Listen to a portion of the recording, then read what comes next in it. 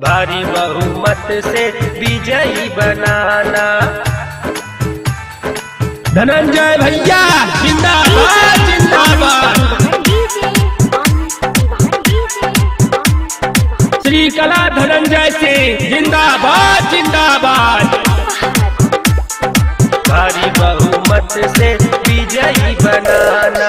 अब की बार चाचा जोर लगाना, धनंजय भैया को फिर से जिताना।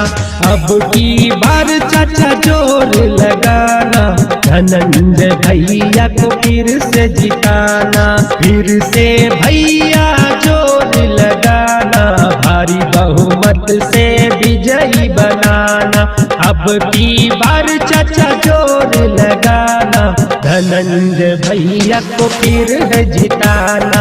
फिर से भैया जोर लगाना, भारी बहुमत से विजयी बनाना। भारी बहुमत से विजयी बनाना। धनंजय भैया जिंदाबाद जिंदाबाद। श्री कला धनंजय सिंह जिंदाबाद जिंदाबाद।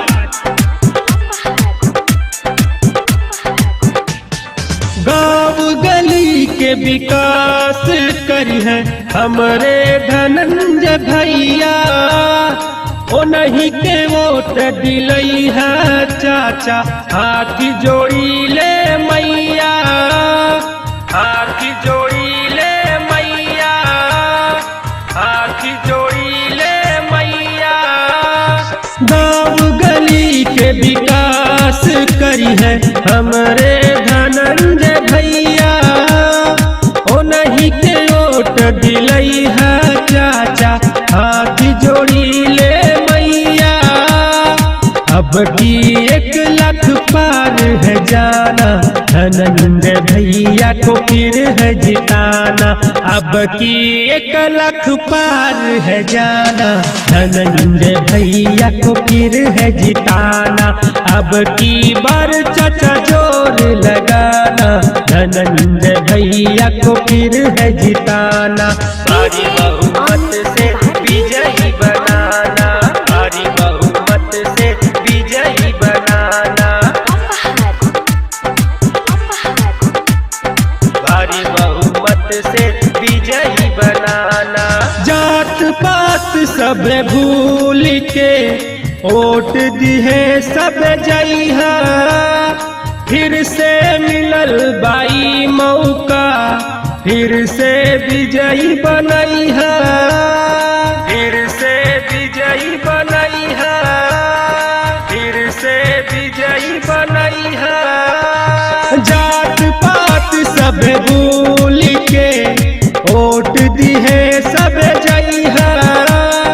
फिर से मिलल बाई मौका, फिर से विजयी बनैहा।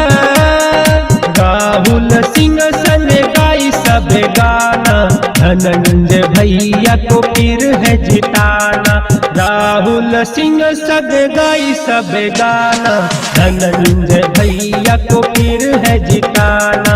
अब की बार चाचा भूल न जाना, धनंजय भैया को फिर से जिताना। अब की बार चाचा जोर लगाना, धनंजय भैया को फिर से जिताना।